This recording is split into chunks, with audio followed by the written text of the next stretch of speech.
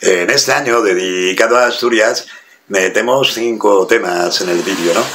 3 son en Sisión, uno en Oviedo y otro en Quirós, ¿no? El de Quirós es el intento de la realización de un mitin por parte del Partido Socialista y de las sociedades obreras, un acto de propaganda en Bárcena de Quirós, ¿no?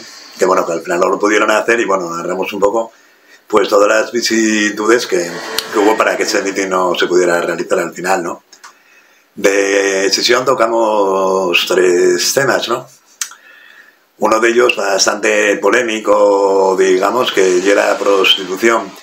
Es muy poco, es un artículo que viene publicado en El Socialista sobre la prostitución en Gijón, que bueno, es un poco decir que bueno, que las prostitutas pobres pues las echan del centro de Gijón, tienen que ir a los barrios, que no hay luz, y en el centro de Gijón se quedan las prostitutas, digamos, alto standing, etcétera, ¿no? Hay una cosa que, bueno, que puede ser polémica o curiosa, que el periódico, el compañero socialista que escribe en el periódico, llama a las prostitutas obreras proletarias, ¿no?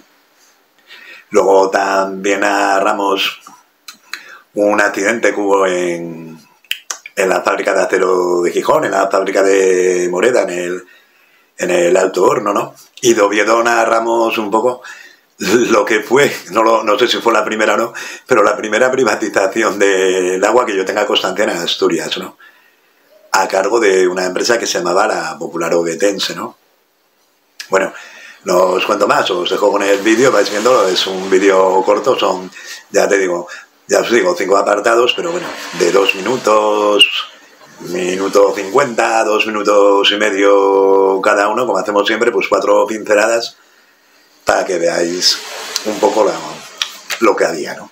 Para reflejar un poco lo que era la situación que había en Asturias durante esa época. Espero que lo compartáis, que os suscribáis y bueno, y nada, ahí os lo dejo y espero que os guste.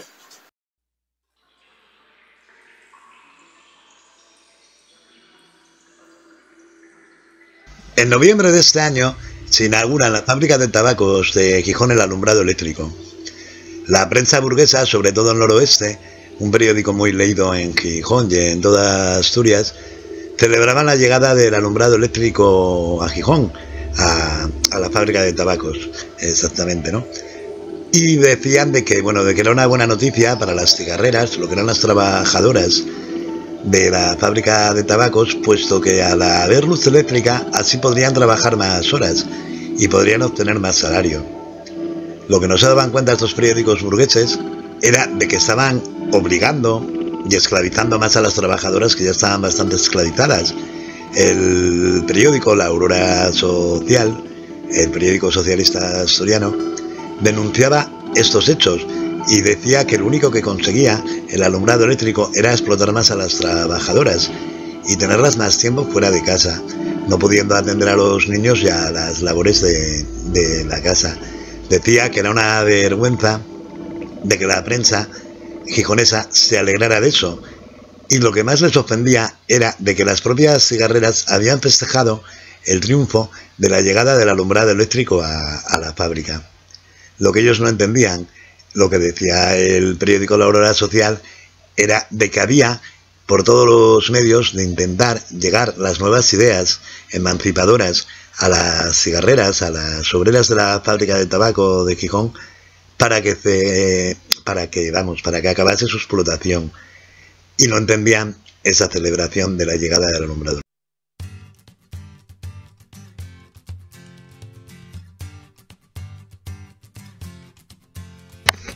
El Alto Horno de la fábrica de aceros de Gijón, también conocida como la fábrica de Moreda, hacía 5 años que tenía que haber sido reparado. El crisol, según decían los obreros, tenía que tener un grosor de unos 70 centímetros, el crisol del horno, y apenas tenía el ancho de un ladrillo, unos 15 centímetros. Habían hecho alguna reparación, pero que había consistido en reparar con barro algunos agujeros que tenía el crisol, pero el crisol se había convertido muy peligroso. Muchos obreros se habían negado a trabajar en el horno y habían sido despedidos por la empresa. Según la empresa, el horno era seguro. En febrero de este año estalló la tragedia. Hubo una explosión en el horno y falleció un obrero. Hubo un herido muy grave y unos 12 heridos leves. Esto llevó a que las sociedades obreras y el Partido Socialista denunciaran a la empresa como responsable de la muerte de este trabajador. Denuncia que, como siempre pasaba, no llegó a nada. La empresa indemnizó al padre de la víctima con 340 pesetas. Una miseria por el fallecimiento de una persona.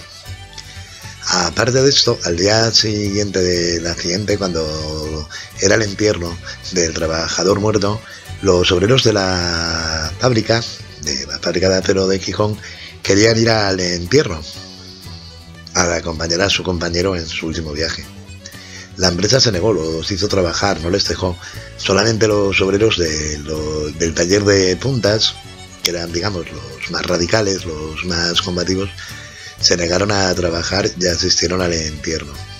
Una tragedia más de las muchas que pasaban y de los muchos accidentes laborales que existían en Asturias, en el resto del Estado español durante esos años, debido a la tacañería de los empresarios, ya que el horno tenía que ser revisado y reparado cada 2 años, y este llevaba 5 años sin hacerlo, solamente con pequeñas chapuzas. Repararlo suponía la paralización del horno y conllevaba pérdidas para la empresa.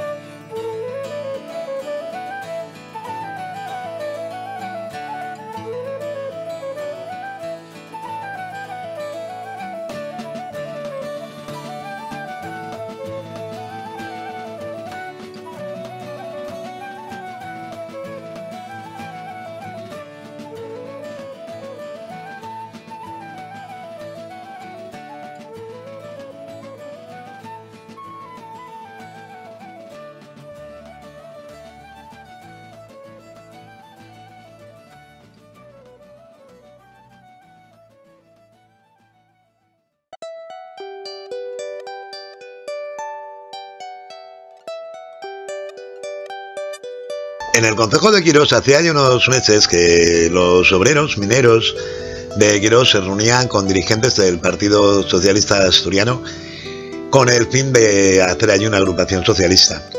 Estos obreros presionaron a la dirección socialista de Oviedo para que se realizara un mitin en Bárcena de Quirós.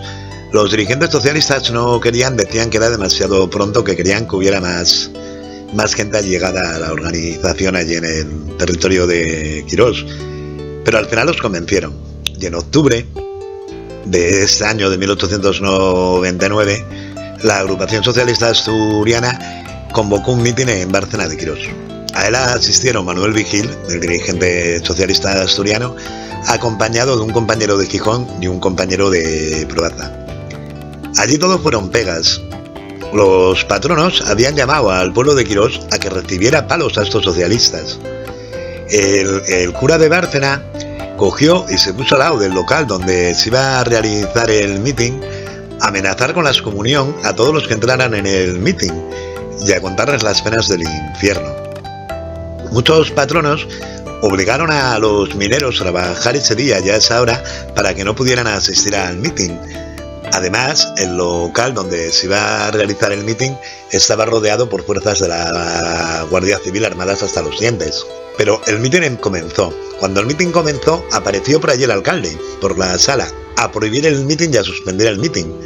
Claro, la reacción de Manuel Vigil fue decirle que, bueno, que aquello estaba amparado por la ley de asociaciones vigente en el país en esos momentos, y que las reuniones que estaban permitidas, y las reuniones obreras estaban permitidas. La respuesta del alcalde fue que allí mandaba él, que los obreros de Quirós estaban muy a gusto con la situación que tenía, que no tenía que venir nadie de Oviedo a dar lecciones allí, y que le daba igual lo que dijera el gobernador, que quien mandaba allí era él. El mitin al final tuvo que suspenderse ante la cacicada de un alcalde que se creía el dueño de Quirós. Como dijo Manuel Vigil, esperamos que el gobernador tome medidas y destituya a tal Capri.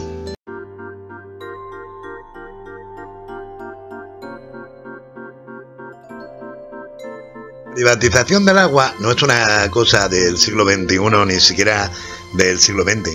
Ya empezó en el siglo XIX. Uno de los ejemplos que tenemos es la Sociedad Popular Ovetense.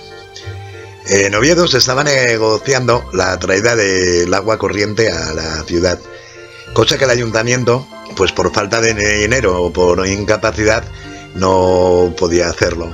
Entonces se constituyó la Sociedad Popular Ovetense. Era una sociedad popular, como su nombre propio indica. De ella formaron parte 751 habitantes de Oviedo. Claro, el problema era de que entre estos 751 habitantes de Oviedo estaban las grandes fortunas. Estaba José Tartier, estaban los Masabeus, estaba Policarpo Herrero, estaba el Marqués de Teberga, que era de Avilés, etcétera, ¿no? Estaba la gran burguesía asturiana metida en el ajo. Aparte del agua, ellos lo que querían era traer la luz eléctrica a Oviedo, porque era un negocio para ellos, ¿no? Entonces, bueno, después de muchos dimes y diretes, se fueron deshaciendo, digamos, de los accionistas pequeños, ¿no? Para quedar en manos de unos cuantos del gran capitalismo asturiano, ¿no? Y sobre todo el gran capitalismo o las grandes fortunas oviedonas, ¿no? Lo que era la dirección del... Así, esta Sociedad Popular Ovetense se convirtieron en los dueños y amos de lo que era el abastecimiento del agua y el abastecimiento de luz a la ciudad, con un contrato que firmaron con el ayuntamiento de 99 años para el abastecimiento del agua y 30 años para el abastecimiento de luz. Las sociedades obreras y el Partido Socialista pues protestaron contra la medida, porque era dejar en manos de los ricos bienes básicos como eran el agua y era la energía eléctrica. Un poco lo mismo que pasa ahora.